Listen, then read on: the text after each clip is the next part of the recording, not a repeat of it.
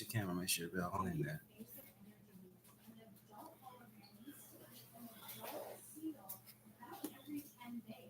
I think we're live on YouTube.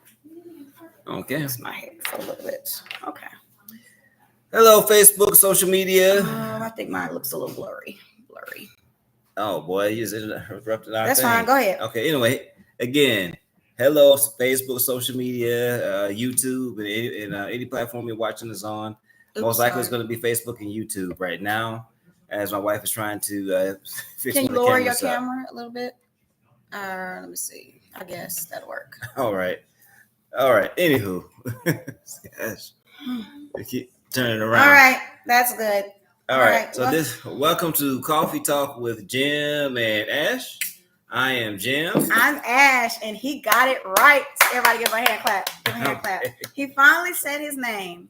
All right, cool. So we are here, and I hope everybody's enjoying the Memorial Day weekend. Happy Memorial Day to all our veterans out there. Everybody that served. A lot of my family people are veterans. A lot of my uncles and cousins, especially my cousins. You have two brothers. I have two brothers that are definitely they served. I actually have brothers and sisters, believe it or not, that have served in the armed forces military. Put out in yours. Me too. Put yours on. Let me button this up. I don't like how it looks. Well, I just have to put you on yours. All right. Anyway, so happy Memorial Day, and if everybody that served, who has served, and people who are still serving. Definitely pray for they're safe, but thank you for serving our country and protecting us and doing what you have to do. So no matter which branch of the government, which branch of the armed forces you are in. So yeah, I think I might have a cousin that served. I don't know. I know you have way more family than me that served in the military. My mother. I'm an only child from my mother. She didn't want me to serve. I remember the time I think I had two people come, one from the Army and one from I think the Marines. In high school we had to take the ASVAB test. You ever took the ASVAB? Okay, so ASVAB is basically you just take a military test, whatever. And honestly, I don't believe that everybody does as good as well as they say they do. I think they're trying to get people into recruitment. But I think the guy, he wanted to come talk to my mother like multiple times. He came to the house. My mother ran him out. Like, my son is not joining the military. I remember. Mom, you remember that when that guy, he was trying to come and get me to join the military? He said, I got a real high score on the ASVAB test. I was like, whatever. So, our neighbor across the street, he used to serve in the Marines. And so every year. Was it Marines or Navy? Marines. Okay. One of the two. I think it's the Marines. We go out there with his flag flying, and he has all his flags lined up in the yard. And every year he has the best yard in the neighborhood. Every year he puts his flags up. And so I respect and honor him because he served for many years. He was also, I think, a teacher and might have taught ROTC in high school. So, that's cool. I didn't know he did all that. Yeah, I think he did that too. He lost some friends in the military fighting for us, for our freedom. So we appreciate him and all the other active military and also people that are now retired from the military. We appreciate you guys. Thank you for what you do. I couldn't do it. Thank God I don't have to do it because, me and guns, we don't mix. Yeah, she would not. She doesn't even like to touch a gun. Like, I don't fight either. So, but if I got some hands, but I have no doubt. She don't even want to if touch I have a to gun, throw them up, you know what I'm saying? You gotta tell everybody I know how to. But think about it, like my brother is two of my brothers is from another mother. My biological half brothers, they both are retired right now, and they're like 1 and 2 years older than me. But I think they've been retired for like 3 years now. And I'm like, they get both of them have 100% disability. That's like one of the best things you can actually get. 100% disability, and they were honorably discharged. So, and they getting paid at this young age, be retired. That's amazing. Excuse me, I need to ask Ivan to turn it down. Ivan, can you come turn the TV down? It's too much racket. Sorry, guys. See, I had to visit Kenneth Price. Hey, how you doing, Mr. Price? I think if I know, that's not the same Kenneth. Is that Pastor Kenneth? No, you didn't turn it off. You left it on something else. Anyway, Turn the stereo off. Our topic today is entrepreneurial endeavors and friends. Yeah, entrepreneurial. That was her word. I wanted to say entrepreneurship because well, it's the same word. Say your ship, and I'll say your. It was easier for me to say. Entrepreneurship. And I said entrepreneurial. Well, we said the same thing. Okay, but anyway, so we're talking about endeavors. Especially something. I truly believe that entrepreneurship is, and no matter how hard it is, because we're going to talk about those aspects today. I think it's a really good thing to do to try to go out there and strive for yourself to earn on your own, not work for somebody but work for yourself. And if you can actually become successful at it, it's such a rewarding feeling. And in today's time, I think especially after post COVID, people are still looking for that that self-employed or have your own business type mentality. Unfortunately, during the COVID time, we had people that took advantage of the COVID, like they were getting what's the PPP loans? Remember those? Mm-hmm. Yeah. So sorry, this needs some more sugar. Yeah, PPP loans, and actually we got a PPP loan for our business as well. Didn't get much, but still we were able to get it. But I know some people who didn't even have an LLC, they got tens of thousands of dollars, and they're going to jail now. I don't know if anybody went to jail. No, some people did go to jail.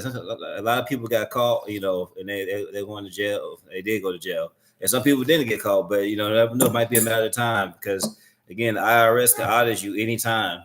They can audit you, I think 10 years out. So it's not 2030 yet. So, yeah, but we're talking about entrepreneurship. I know I have my daughter is so weird. But anyway, she's off camera making jokes. She's like the person that holds up the cue card for you. Uh-huh. She's giving us a cue. She told us to stop being cringy. She said, she told Daddy to stop being cringy. No, she said stop, both of us. She said, told us to stop being cringy. We're giving everybody the itch. I don't even know what that is in some little kid slang. The ick. She said we're giving everybody the ick. So anybody know what that word is? Ick, I-C-K, ick. That's a new word. But anyway, let's get back on the topic. So just speaking of entrepreneurship, I know since, let's see, how long when I first wanted to be an entrepreneur. I've been wanting to be an entrepreneur since I was a teenager. You are halfway in your camera. You need to get in your camera so people can see you. Fix it. Okay.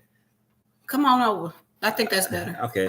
So I've been wanting to be an entrepreneur for this since I was a teenager. I've always had the mindset to work on my own, had ideas. I would say I had limited success as far as actually just being 100% entrepreneur. I've always worked. I haven't been 100%, but I've always wanted to be that. I know other people out there are, not me. I wanted to work and make money and just make money. That's all I want to do. Mm-hmm. And so, but life changed. Well, what caused you to change? My mental. My mental went from good to life hits. And you got not only just my mental, but just seeing the real world. People not treating you right in the workplace. You go work there hard, you do your job, and it's never enough. No matter how hard you work and it makes you, it takes a toll on you mentally, and you're just okay, why am I doing this? So basically, you going to work, and I love my wife, and one thing about it, she has a very honest and wholesome perception of the world. She's always had. That's actually one of the reasons why I married my wife. And so she, for the most part, I think she thinks that most people, at least I just say this, in the beginning of our marriage, I believe that my wife thought that most people had a, wholesome type ideology that, for all people to do well, corporations, governments, everything was why would they want to do bad things? Or why would they want to do, things try to harm you? Especially in my field of nursing. So you're there, healthcare, you're there to take care of the patient. And even without getting paid, nursing is something that I said I can just do because I like helping people. I just went back and looked at something I wrote 15 years ago. I said, I hate seeing people sick. And just last week we were talking about the word hate. It's a very strong word, and I don't use that word very often. But 15 years ago, I wrote something and I said, I hate seeing people sick. To this day, I can still say I hate to see people sick. And so I think with me going into the field of nursing, it was like, this is just what I like to do. I don't like to see people sick. I want to help people. That's all. When I first started nursing, I used to come home and tell my mama, I did this and that. It don't feel like I even went to work today. I love what I do. But because that I got, as I started working longer, it's like I was being unappreciative. People talking about behind my back. I can't do anything right. And the politics of working of the corporate world, even in the medical, so you would think it's like, okay, cool. Of course, you have to build interpersonal relationships, with people. I mean, outside of just working, you have your coworkers, and you have to have like a kind of like a personal outside doing the work itself. So that's a given. But at the same token, though, you have like people who have, I'm gonna say that they have a high school mentality. Sometimes you have your favorites at work, and they it's like, okay, Ashley does her job, whatever, and she might be doing a great job, and her mentality is, I just want to come to work, get the job done, do what I have to do, and then go home. That's all I want to do. But others people they come there to make friends or socialize, or be petty, or cause some type of drama, or talk about the latest gossip all the time. And so and then when you're not the type of person that indulges that or embraces, like like talking that people, like they ostrich you, like Yep, you become the bad, like the weird one, or the not the weird, I guess, outcast. You don't do what everybody else does. They find some reason, and then it goes to management, and then it just goes from down here from there. Then you go to another job and you think, oh, this is gonna be better. I'm still here. I'm in it for the reason to help people, because I love helping people. And you still have the same old politics. Make it to the top. You doing your job. The other person on the other side barely doing their work, but they getting promoted. It's like, yeah, how you get promoted? We both have seen that. I'm busting my butt every day, and I come to work on time. I leave on time, and that was another thing. I didn't believe in overtime, and so if you asked me to stay over, I wasn't going to stay over, and that was another reason that it got on my nerves, because I feel like I'm giving my all for 8 hours. Why do I need to stay extra? I'm not a kiss up. I'm not a suck up. I don't want to play politics. I just want to do my job and go home. So that played out for like 10 years with me, and it just 10 took years, and also going to the different hospitals. Yes. How many hospitals? I went to 40. I started at MD Anderson. I stayed there the longest. Except for 6 years. Disclaimer: we're not saying anything bad about any hospital my wife mentions. We're not saying anything bad personally. It's just her experience there, and we're not saying like the whole grudge or anything like that. So I just want to make it say that disclaimer. Nothing wrong with the hospitals. They're great hospitals. MD Anderson. I worked at St. Luke's for a little while, and then I worked at Texas Children. I had fun with those children. I think my passion was children. I stayed there for like 3 years, and then I went to Methodist, and that's where I ended my career. I think I lost the passion for it after my mom died, and I was like, I need to find something else to do. I don't want to do nursing anymore. So is that it? So just you mentioned your mom. Mom, she passed away, and if she didn't pass away, do you think you'd still be a nurse? I think I would be. I think my mom was the one that. When her health, me going to the hospital and being there with her, it gave me anxiety, and so it's a trigger. And I think that I would, if my mom was still here, I would have had her to vent to and be like, Mama, this is what's going on, and she would tell me it's gonna be okay, because I know my mama dealt with some stuff at work, and she stayed there till she died, and it was like, how, mom, why do you stay here? Why do you stay at a place that doesn't appreciate you? You training people. That are on top of you. You training them, and you don't get a promotion. So why are you staying here to train people to be on top of you, and you don't get a promotion? They treat you bad. Because I took my personality from my mom. We just want to go to work, and we're gonna do our job, and we're gonna be good. We're gonna be good at our job, but we don't believe in politics as far as like doing a little extra here to move up and stuff. Like, I scratch your back, you scratch my back. I just do the job, and if basically by my work ethic, that should, right. You shouldn't have to get a raise if you're a good nurse, and you're a good nurse, and you taking care of your patients. You're on time to work. You leave on work. You're not riding the clock. You should get a raise. You shouldn't have to write up 2-page paper. Go to this meeting over here. Go to this meeting over here. No, I don't want to go to a meeting. But what did you find out though that well, you probably don't remember. So let me go and be specific. You did your nursing. You started out at MD Anderson, like you said. You went from you did your nurse. So when you first got your nurse license and everything, your what's it called again? RN. Yeah, when you came RN, all right. So you became RN at Anderson. They paid you what like $20 an hour. I don't remember. It was low. It was the lowest pay. So it just says say this. Okay, say she was like not an RN at the time. I think it was like $26 an hour. Before you're RN, what is it called? Before you're an RN, like you were a student at MD Anderson. You got your training at MD Anderson. You had your work experience at MD Anderson, right? So then you graduated, you got your nurse's license, you became an RN, and you decided to stay at MD Anderson, man, I'm assuming because you figured it'd be an easy transition. Yeah, I knew it. I loved it. Because you already knew what was going on. So you figured that when you did that would be, they would pay you what you were worth in the market at that time. But did they? I don't believe so. No, you don't believe so. You should know. I don't believe I got paid. Well, I know. No, they didn't pay her. But she stayed there for how long? 6 years. So you stayed there for 6 years, okay? And so then after that, what she found out was I think some of your other nursing friends they were to other jobs. They were getting paid a lot more for doing the same or less at a different company, and because that was how much the market was, the going market was. And then MD Anderson wouldn't give you a raise. That's the reason why you. Well, see, we have to factor in that MD Anderson paid all my medical bills. I didn't have to pay any medical bills, so we have to factor that in. But that's the thing, though. People were, because I remember the conversations we had back when we were early in our marriage, because we found out that if you leave MD Anderson and go to work at somebody else, and then come back, so you could have left and then come back and then got paid more money and then still got your medical bills paid. But the crazy thing about how our crazy like corporate society works is you're not appreciated for the longevity that you're there. So since we're talking about entrepreneurship, so we're going to talk about a little bit too about the corporate world as well. And the reason why I gave y'all a background story was to see how my mind was. I was going to work until it was time for me to retire. I didn't really believe in entrepreneurship. I didn't think about that. I just didn't see that growing up. I saw both of my parents going to work every day until they retired, until my mom passed. So that's what I had planned to do. I planned to retire as a nurse. But after all that, dealing with that, all these changes, life hit, and it was just crazy.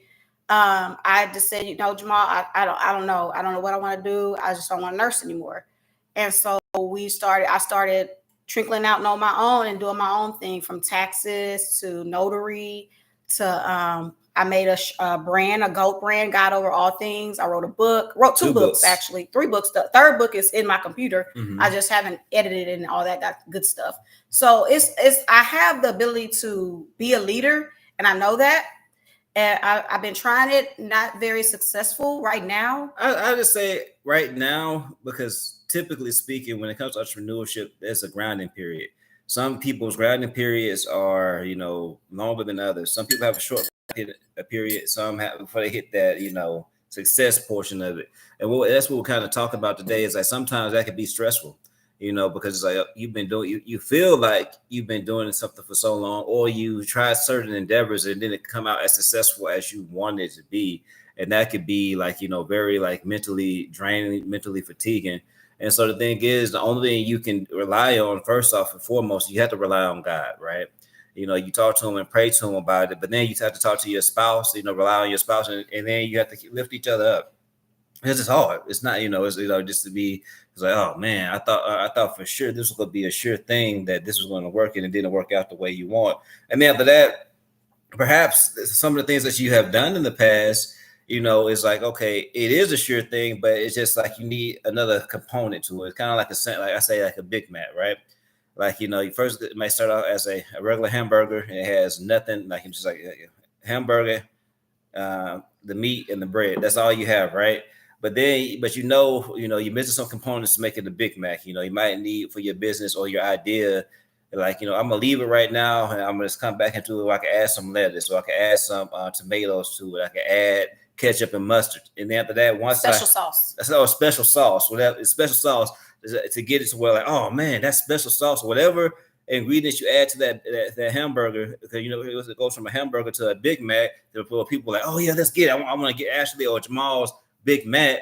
it might take some time to develop those other components in the entrepreneurship process. So when you're in the process of developing entrepreneurship, where's your income coming? Like how do you manage that when you're not really at the level that you're wanting to be? Well, right now, I can say this is what we're doing as a couple. Right now, you have to rely on your partner, and who is it? Tabitha. That's the first I'm saying, but what we're doing right now, and also too, I want to pull from an example that we're pulling from. Like, if you can have at least one, one partner can work and pay the bills and take care of everything. And then while the other person is really trying to get the entrepreneurship movement, and not only that, not that one person, but both of them are in agreement to where, okay, cool, you work, and after that, I'm going to do full-time entrepreneurship and try to make this thing work to where not only I can make income from it, but we both eventually can make an income from it. And so you have to work together in that aspect into that that idea or that process hits. One couple that does that is the actor. Her name is Tabitha Brown. Her husband, I think he was either a police officer or he was a firefighter, either one of them. But anyway, while she was going to acting, doing all these rehearsals, and she was not making it. It took her years. It took her years. I like that story. I like that testimony.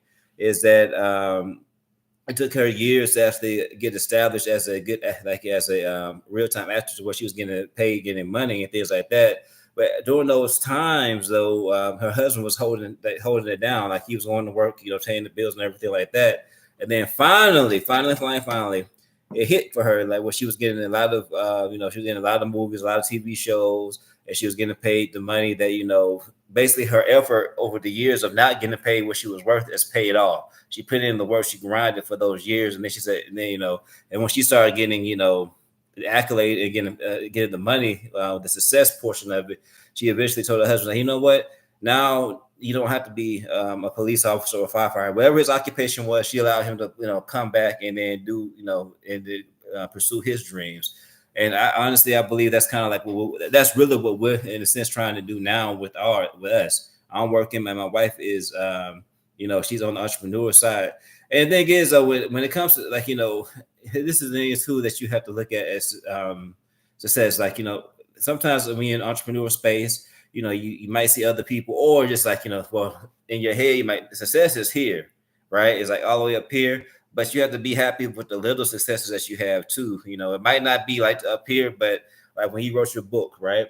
A few people did buy your book, even people you didn't know. They supported you. You might not have been like a bestseller, but people did. The only, I say, the component that we might be missing on the book piece is it's not advertising, the advertising and marketing, but we think it's a great book.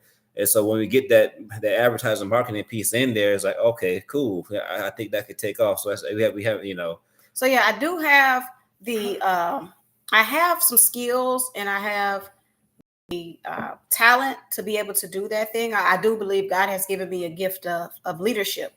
But I'll tell you this: becoming an entrepreneur is mentally fatiguing and draining. Because if you come from a job where you're getting paid like $90,000, and then you go from $90,000 to zero, then it's kind of like, okay, you in your mind, you already prepared yourself. I'm not going to do this. We're going to rely on one income, and we're going to do this. But it's different after a while. You get like, man, I need a job because this is not working. I need a job. But what do you do? You're like, what do you do? I've contemplated that in my head. Like, what do I do? I don't want to go back to nursing. What do I do? Do I go to the grocery store and sack groceries? Yes, I could do that, but I don't want to do that. I could. I mean, what do I want to do? I want to go flip burgers. Do I want to go work for Amazon and drop off packages? That's not Ashley. I'm a leader, so I just have to go through it, keep on pushing, keep on just trusting God to make this thing work. And eventually it will pay off. But I think this is a test of just a real big test, so that we could come back and share with you guys how we went through it, what we went through, and then our success, and we'll let you guys know. But you both have to be in agreement, supportive, even though it gets hard and mentally draining, and like, this is not going to work. I need to go to work. Y'all just have to keep staying with it, and then one day you'll have your testimony. Mm-hmm. So yeah, so you have a testimony, and like we have some other endeavors like in real estate and things like that, and like I said, if we keep pushing, we know that one day it's going to hit, because the thing is, one thing I like what I like to do because we know it is possible because there's other examples out there of people being successful in entrepreneurship, whether it be real estate or whatever. We know it's possible because think about it. Your favorite grocery store, your favorite department store you like to go to. What one day, like many years ago, it wasn't there. Walmart wasn't always there. UPS wasn't always there. These are people like a long time ago that came up and say, you know what? I feel like because before UPS, FedEx, and all these other delivery places, what was there? It was just the U.S. mail, right? And nobody saw like, well, no, and nobody ever thought that at that time before these department stores happened that another place would compete with the U.S. mail. But now you have UPS, FedEx, Amazon, right? Same thing with Amazon, right? Amazon started out as it only sold books. That's it, just books. People don't know that, but because that's everything now today. But before they only sold books. And I remember when Amazon first came out, they had the Amazon. It's like a little iPad thing where you can do virtual, get virtual books and things like that. So now, like they went from that to you get virtual books, first books, then virtual books. Then it went to why are we just doing books? Well, let's go ahead and do everything. And after that, they went to movies, and it just kept growing and growing and growing. And so the thing about it is, before he made the guy who created Amazon, it was a husband and wife thing that they started. He was working out in the garage, and he was not. And it took him a couple of years before Amazon took off. And so you just have to keep pushing at it, keep praying, and then. And then for my book, I think like he said, that's not a failure because the books that's gonna be there. I mean, y'all can have that 30 years down the road. I could be dead and my kids can still promote it. But it's just you gotta have money to make money too. You can't start a business just plain out broke. And so I believe once we kind of get some more when we get some more income coming in, then I'll be able to pay for marketing and advertisement. Yeah, market advertising. So so it's not over yet, and as long as you little keeps you above ground, and you always have a chance. And then like at the end of that, you have to appreciate your small victories because again, when you did taxes, did people come to you to do taxes? I got some taxes. Yes, and it was nobody from family. It wasn't family. It was like people, it was other people. So that was a learning experience when you did. And the thing is, when I say you did, you're still doing. It's just like a time, right? Can't do taxes right now. You were in notary, and then you had some small successes with notary too. We are in real estate right now. We have a success, limited success. It's not like like we can just like live off the income we have, but it is a little bit of success. It's just right now we're just like, okay, cool. It's like we're I say we're on a slow incline. Really slow. It's real slow, but we are there. We're a lot further along than not getting started at all, though, and we're learning from everything that we're doing. And so, so again, it takes time, and then finally, after all this, like when you finally do get that success, honestly, I just know I will, and I'm gonna appreciate it. I'm gonna say, honey, we made it. We finally have the success that we're looking for, and I'm gonna really appreciate it. And I'm gonna appreciate it with the woman that God gave me, my wife. Say, hey, we made it. I really appreciate it. It was not an easy journey, but we finally, we're finally at the top, and then just celebrate. I can't wait for that day to get here. And then even if it doesn't, too, it's not just for us. Like our entire intention, like you said earlier, like say with the book, right? That's not a failure. It's more the fact that it's a timing thing. Like say if the kids get the book and they promote the book and they just like. Say they get they're very good at marketing. You never know. You never know. It might not be for us. It might not be for us. It might be for our children or their children or our grandchildren. So we're just. See, the thing is, like I think for the most part, for both our families, entrepreneurship is like we could be the first generation to actually start, entrepreneurship. And I think honestly, a lot of people might be the first generation of doing it. And so it might not be for you, it might be for your children or your grandchildren. Like my father did this, I tried to do this, but I'm taking it further. And so just to get, we might be the generation just to get to start it off. You never know. because our kids are watching. Like my son, he's always trying to think of a way to make money. Mommy, I gotta walk some. I gotta do something this summer. He created this flyer about last week. He's like, here, Mommy, here, you can read it. So I read the flyer. It had his price on there, what he does. He's gonna walk your dog. He wants to be a pet sitter. And so I came to him and I said, we're not going to do this. We're not going to be I'm not going to be dropping you off anybody's house. And then you're going to sit in their dogs. You're only 11 years old. Well, they can come here. Nope. If they can go in the backyard, but they're not going to come inside my house. I don't do dogs and I don't do pets in the house. He's like, Mommy, yeah, please. I want to do it. I said, we're going to have to find something else to do. And then one day I was talking to my sister and she said, a lot of people, you just want you to maybe walk their dog. We can start in the neighborhood. So I gave him that thought. I said, let's go around and you create your flyer. We can go around the neighborhood and maybe you can walk their dogs for them. But I said, it's going to be a liability issue because if they bite you, if they run off while you're under your watch, it's a liability. He was like, well, no, they have to be trained on me. The dogs have to be trained for me to walk them.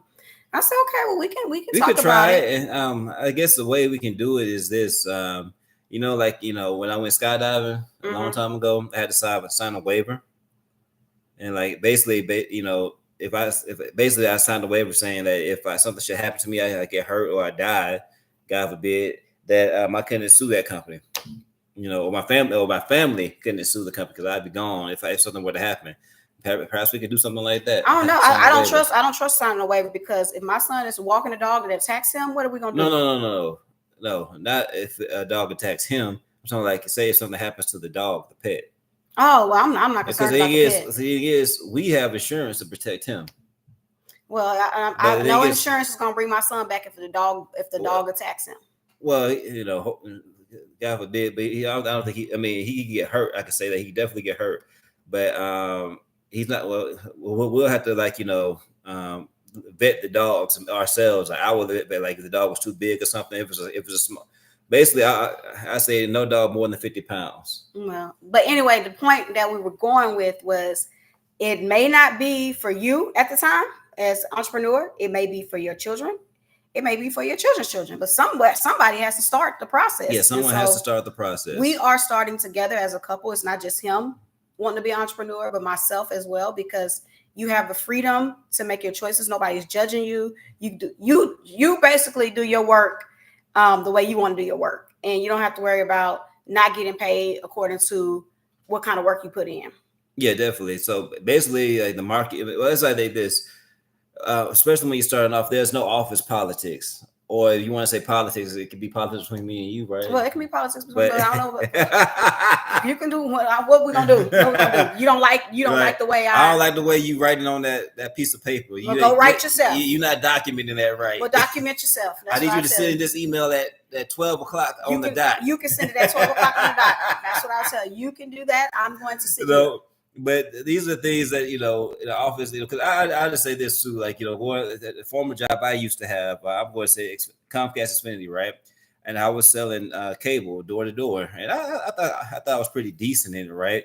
But at the same, I thought I was pretty decent because I've even made a good living doing it. But then you had people that were like just killing it. I'm talking, they making like really, really like good money on it, right? I'm like, how are they able to do that? How are they able to I know that, it's hard, but they just like they making 3 or 4 times as much, so that, right? And so we had basically had 2 locations, at our, our company. There's 2 locations, and one location, they seemed like they followed the rules and they were like to the letter, right? That's the place where I was at, In the other place, I'm not mentioning these places' names, but they were a little bit lax on the rules on what they can do. And so a lot of people who worked there, they were taking full advantage of like that situation to where they can get away with things that were not ethical at the time. I would say they definitely weren't ethical. And that's how they were able to, do those things. And so, and then the thing about that is everybody knew, like the upper management knew what they were doing. They didn't care, but they were only holding one side accountable, for that. And they were playing like the office politic type of deal.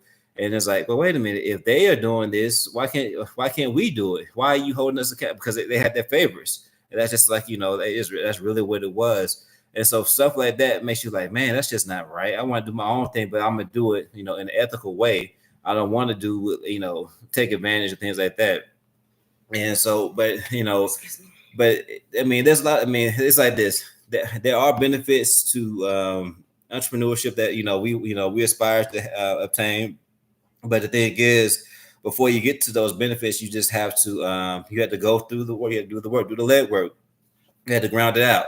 You had to go through. I call it the sludge. That's So, but honestly though, I truly believe that that not only will we have success because we're really actively doing it. We're doing it together as a couple. But I think that in our time frame, not just our children or our grandchildren, I think we'll also be able to receive that success, and we're gonna be able to show our kids so they can see it. I truly believe that. I don't believe that we're not going to be successful. I don't believe that. I believe that with everything we're trying to do, it's tough. We had some losses here and there, but we also had some wins too. I think we're going to get it. Right now we are working on something right now to where I truly believe that's going to put us, where we want to be, and it's going to not only help us in that particular area of entrepreneurship that we're going toward right now, but we're going to go back and revisit some of the other pots that we have in the past and make those better too. We only need one success. Sometimes entrepreneurship is just throwing stuff on the wall and see what sticks, what works. And after that's just that one thing. Just like Thomas Edison, he had it took him 1,000 attempts to find a filament that worked for a light bulb.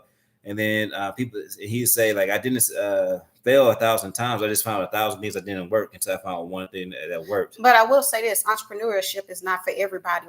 Everybody doesn't want to be an entrepreneur. Some people don't mind working. Some people love what they do, and that is fine. Like me, I told you, I didn't think about becoming an entrepreneur. I just wanted to work and make money. So I don't want anybody to feel bad about working for somebody else. It's nothing wrong with it.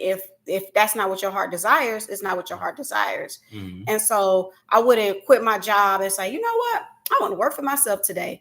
No, you actually got to have that want and desire in your heart, because if not, you're not gonna stick at it, because it's not easy. You're not gonna get paid.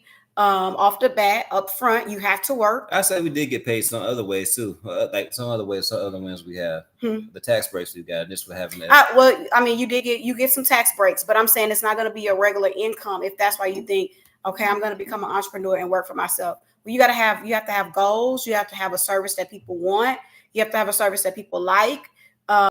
It's just a lot. It has to be it's a lot of planning. Mm-hmm. And so to think that you're going to quit your full-time job and become an entrepreneur and make money off the bat, immediately no. Maybe if you are in the top 1%, maybe, I guess, I don't even know if 1% just quits their job. The top 1% of the 1%, but they come out and immediately be successful. But you get tax breaks, but that's nothing compared to your income. So again, it's nothing wrong with you working for somebody else if that's what you want to do. But a lot of times what happens is when you work for someone else for so long, they let you go and they'll replace you. And it's like, man, I gave all my time. Thank you for saying that.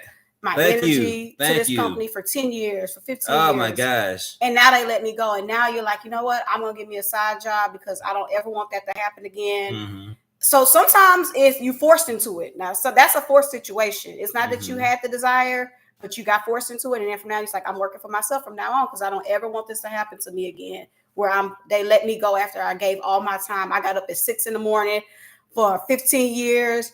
I didn't get to go spend time. And that's another reason why I don't believe in overtime. I didn't get to spend time with my children. I would come home late. I would go in early and they still laid me off.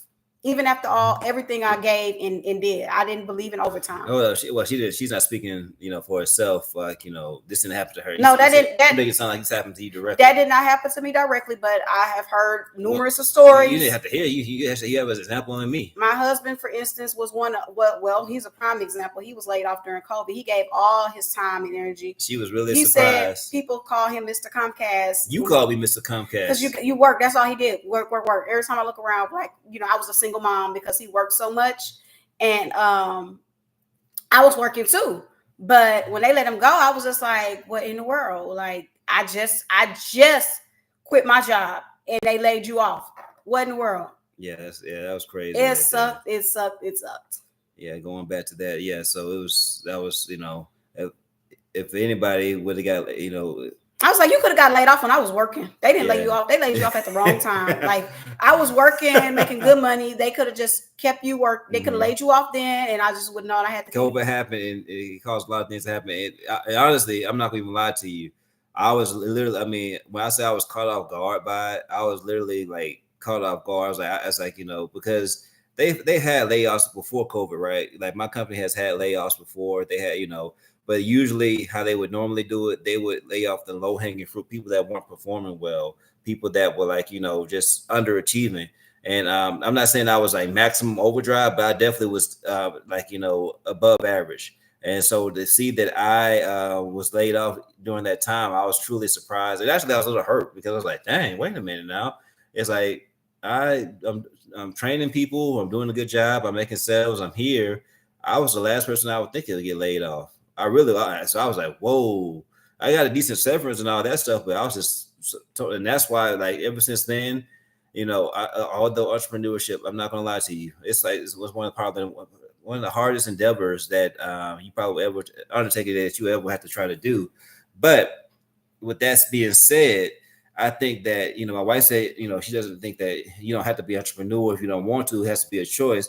I say that if you can still work for people, but have a side hustle or something that you like, you know, where you can at least get a tax break, you know, and work. The reason why is because companies are not loyal to you. Like used to be a time like during our parents' time, your mom, dad's time, my mom time, all right. Well, the longer you worked at a particular position or a company, the more valuable you became. It's not like that anymore. They're trying to do automation to where it's like robots are taking your job now. Like basically like this, a company is like only going to pay, like the value is the bottom line, basically. Like what could I cut my expenses at? At the end of the day, you are an expense. Employees are like if you're an employee, you are an expense to that company because it's like they got to pay you for the work that you do. But yeah, our generation though, we don't take that because what my mom went through for sure. I couldn't like she stayed with that job for 30 something years. I'm literally y'all I'm just gonna say till she died. Till she got sick where she couldn't work anymore. So it was like, oh my, I wish if I could turn it all the way back, I would have said, Mama, you don't work. Just stay home. Just stay home, Mama. You don't even have to work. We'll take care of ourselves. But my mom, she wasn't that type of mom. She was gonna go to work despite but they were faithful to those companies. And like when she passed, they did what they do. They just replaced her. And like I told you earlier, my mom used to train people to be her manager and her boss. And she didn't get the promotion or the raise. And so I wouldn't do that. I'm sorry. There's always going to be a bias. You know, I mean, some people might be biased because how you look. You know, biased because of race or religion. Biased because of your religion. Gender. A lot of my stuff came from my religion. Certain things I wouldn't do, certain things I wouldn't say. Yeah. There's always my character. In the corporate world, there's always going to be some type of bias. Yeah, I look different. I walk different. I talk different, and so just being different, it just you get what you call haters. And so I just want to work for myself, so I can read my Bible when I want to read my Bible. I can pray when I want to pray. I can play my gospel music and nobody asked me to turn my gospel music down. So I mean, so look, so although you might not have the monetary success of entrepreneurship at this particular time, which I believe that we will get, but you have some other successes like benefits of being. I get to go to the field trips, my kids' field trips. Exactly. I get to go to all their award programs. I can pick them up if they get sick. It's so much freedom that I did not have. You have to ask your boss, oh, my child is sick. Can I take off work or can I leave at 2:00 to go pick my child up? I'll make it up. I'll make the time up. You know, let me see. Oh gosh, you know, you need me to come to your school to do what? Drop your. No, I'm not doing that today. I'm not doing that today. I'm not coming to your school to bring your book. The next time you call me, I'm not bringing your book. I told you to pack your book. See, I can go to the school now and have freedom, but I choose not to. I got the choice. So yeah, so I mean, those are like just benefits of just, you know, you know what, this actually can go into another topic. You know, it's on the internet right now. So it's called the 50-50 type deal between couples. That's a big thing going on right now. Like, you know, should couples like be 50-50 when it comes to paying bills and the households and all that stuff. and or should they be like just one person paying all the bills and all that? That could be a possible topic in the future.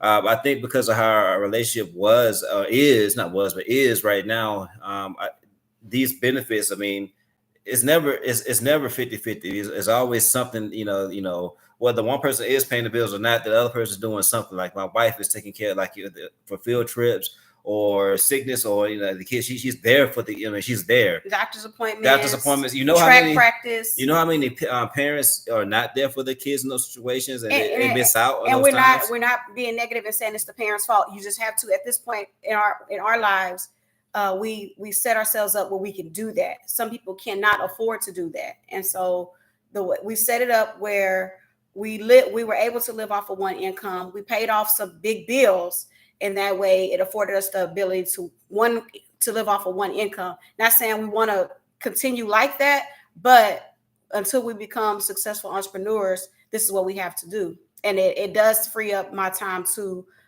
be engaged with the kids more. And like I said, I can go to the gym when I go to the gym. I can play my music when I want to play my music. I can take off early if I want to take off early.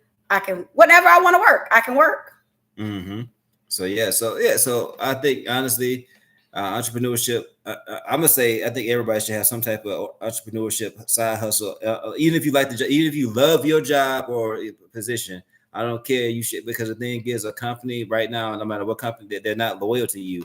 The loyalty is to the actual company and the survival of the company. And then as I've gotten older, I can't really fault companies for doing that, because it's like, loyalty, they want loyalty. So their business, because like the business is their life, it's their dream, right? And so they want to make sure everything they do, they're doing everything they can to make sure their dream does not die, they're successful. So they want complete loyalty. So I completely understand that. Although I don't have to like it, but I understand it now. This is what companies want.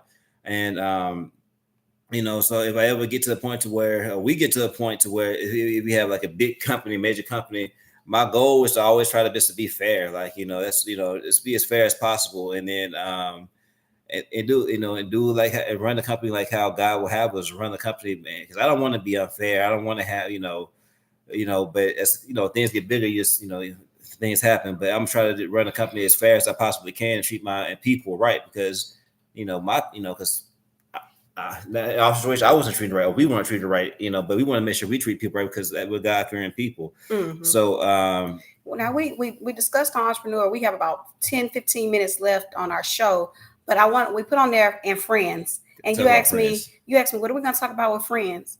I just think that friends are very important in your life. Okay. And so I don't know. I feel like I don't have many friends, I should say. You know what I'm saying? Like, mm-hmm. I don't know, with me not working anymore, that caused, loss of friendship. You feel like it's a disconnect? It's a disconnect when you're not working because you don't have anybody to talk to. Church, when you don't become active in church, you don't have any friends in church. There's no connect. I think friendship is very important. And so I think that will be one of the downsides. I ain't gonna even say a downside, but for me, I'm a sociable person. I like to be around people. And I think I need to be involved in church in order to make friends, or at least associates on a more daily basis. I say this is what I believe. Because we're not there, we don't have that success yet. But church is definitely a way to make friends. To when you help people in the church and you do missions and things like that, or just being in the ministry, that could definitely help and build your friendship. But also as well, I think say if you do have a slight success, right? You have some success where you're like, okay, cool, you're more free to go and do things, right?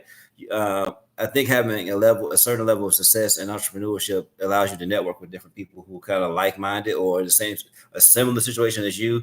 Like, say if we were the successful we wanted to be, where it's like, okay, our business or businesses is producing an income to where we can live off of now. Why do we have to have friends based on status? Who says that's based on status? That's what you're saying. You're saying if we become a certain level, then friends will come. No.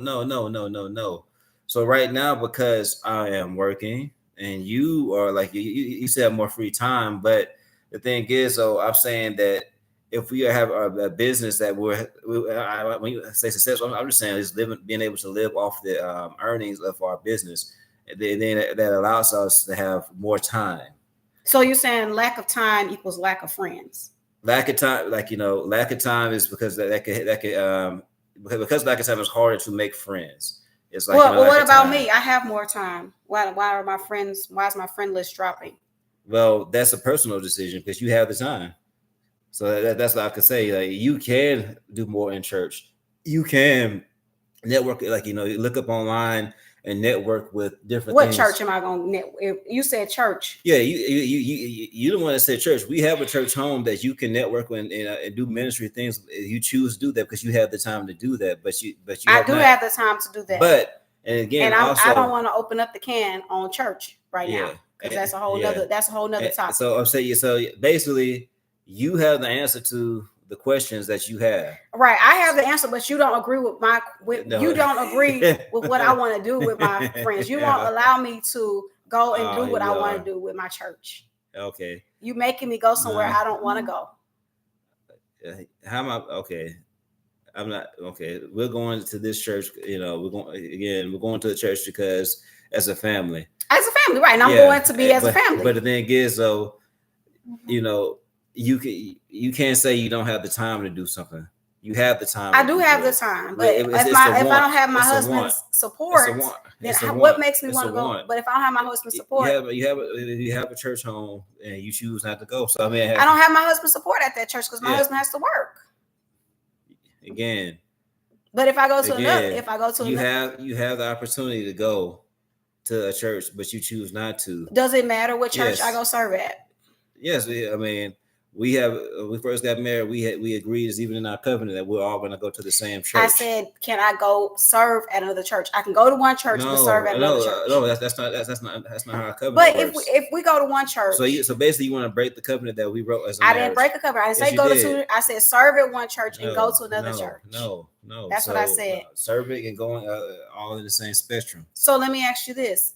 If you want to go to one church, and this is for everybody out there, if your spouse wants to go to one church and your other spouse wants to go to another church, what do you guys do? So before you even get to the church thing, you said, so basically church is the only way you can make friends. Is that what you're saying? Yes, that's because I would get into ministry. So that's the only way. Say outside of ministry, you can't network with any other organization or business group. The thing is, we live in the Houston surrounding area, right? And there are a lot of, honestly, if you just look online, internet, social media, there are a lot of networking things you can go to where you can meet people and I don't want to meet anybody. I want to meet somebody that's like-minded. I don't want to just meet anybody. But that's the thing, though. You don't know what's out there until you go. So what do you mean? You mean, okay, so you saying go to. So whether it's church, you saying you want to make friends, right? Mm-hmm. You saying that for some reason, the church that we go to, because you want to make friends at church, but since we don't go to the church that you want to go to, that's out of the option. And then after that, okay, fine. So you're the one that has the most time available. So, all right, maybe I can network with something. Try to make this entrepreneur thing easier. Maybe I could meet some people. Again, you don't have to be successful. You can just meet some people and be like, okay, maybe people that's already established and we get a mentorship or something. Because you have the time to do that right now. I didn't say a mentor. I mean, I'm saying just in general, like you get a mentorship or a group of people that's like-minded who are trying to do the same thing you do because you have the more time to do I don't know where to find that from. I mean, babe. I'm just saying, I don't know where to find it from. You seem like it's impossible. Look, we are on the internet right now. Internet is all this free information, all this free stuff. All you have to do is look. It's like a whole bunch of business organizations that's free. You can just go to a network and just talk and talk. What we gonna talk about? Anything, business. Like how do you become successful? This is what I'm trying to do. This is my brand. Anything, just to network with people, and you keep doing it until you find the right people. You never know, you might make some friends with it. Oh, okay. But you're saying friends, but I don't need. I just saying. I think that for me, I think I make more friends at church. Okay, so there you go. And again, the solution is you're at the church right now, but you refuse to go. This is the topic. I know we off topic, but I want to talk about this next week. If you and your spouse, we talked about this topic before. Oh, we are talking about this topic. What's this topic? Church homes. Yeah, so I mean, yeah, we talked about church before. So I mean, I mean, you even have a couple reaching out, trying to establish a relationship with us. So it's like it's really no excuse. What you mean? There's no excuse. I mean, if you want to make friends, why do I have to force a friendship? I mean, you have to force friendship. I mean, you like it's either you force the friendship or you're pushing one away. Well, I'm not pushing anything away. It's like I don't want it. It's like okay, you have one side like that's actively like pursuing you, trying to work with you, be friends with you, and they have no malicious intentions. You don't know that they want to work with you because they respect you. Just on the surface stuff, they respect you, right? Then you have another church that or a department or whatever that they just know you because you grew up with them. But the thing is, though, it's like you had some unfortunate cases at that particular relationship on that side. But this side, you have no clue what could happen over here. But you see, there's actually a lot of potential over here, but you didn't want to give a chance because you want to go back to something that you're just familiar with, and you're just like, okay, I grew up here. Even though you had on more than one occasion some bad experiences there, but I just like it because I grew up here. So, but this side right here, it's like on the side that's actively pursuing you could be a lot better, possibly, but you don't never know because you never gave it a chance. I did give it a chance. No, not really. For 2 years. No. Now it's gonna be 3. No. And 4. No, you haven't given a chance, really. I have given a chance. No. You haven't given a chance. No, you haven't. But I'm just gonna say this. I'm not a bench warmer. I've been a bench warmer for 2 years. That's all I just have to say. Like, we've been warming the bench for 2 years, almost 3, right? Mm-hmm. That's not normal. Me not doing ministry is not normal. Okay, and you do ministry then? I don't know. I don't have the serve. I don't feel a need to serve. I feel like the church we go to now is set. It's like, but I feel like I can be used somewhere. I can be used somewhere. Again, even if it's not at the R word, I could be used somewhere. Okay. You want to go? So my wife is completely off topic. She wants to go to a church where she feels. I said the R word. She wants to go to a place where it's like they barely have anything going, and she pretty much has the reins. Versus a place that's already established, and she could be a cog. She wants to be the reins. Oh my gosh, he is so not even saying it right. That is not the case. The case is I would like to go somewhere that is getting fully. I'm getting taught. First of all, that's number one. That the preacher is preaching the word of God, and that is it. But they could use some help. There's some areas in ministry that definitely could use my help. I have a gift, and I would like to use it. But you have a church that you go to now. They've been around, established. There's nothing wrong with the church. You just don't feel like that's your church. Okay. Well, okay, then we're going to go ahead. It's almost been an hour. I hope everybody again is having a great Memorial Day weekend. What are we going to talk about next week? I don't know yet. You come up with a topic. Okay. Next week, we're going to talk about church. Oh, my God. We're going to talk about what church do you go to? Do you go to your husband's church, or do you go to your wife's church, or do y'all go to a mutual church? All right. That's what you want to talk about. All right. I might change you. We might talk about track. Okay. Or we might. This is what we could do. Whoever watches this video, if you could leave us a comment and tell us what you would like for us to talk about, that would be great to have some feedback. Right now, we don't get any feedback, so we don't know. We don't even know if people like us. But if you don't, we love you anyway. If you do, thank you for your support. We're going to keep on doing it because it's fun. And do you think it's fun? I like it. I think it's fun. You mad at me? No, I'm not mad at you. Oh, I was just making sure you weren't mad because I said what I said. No, I'm not mad. I'm not mad. You always have that opinion, and I have my opinion right now. Well, 2 opinions. So what did Pastor August say? Everybody has entitled to their opinion. Mm-hmm. I mean, if it's right, it's right. If it's wrong, it's wrong. So I don't know who's right on this one. I do know in our covenant that we said we're going to go to the same church. Mm-hmm. That we're going to agree to go to the same church. Right. Yeah. And we're going to agree to go to the same church. Mm-hmm. Anyway, guys, that's going to be all for Jim and Ash today. Hope everybody have a safe Sunday and enjoyable Sunday. God bless. Bye-bye. Bye-bye.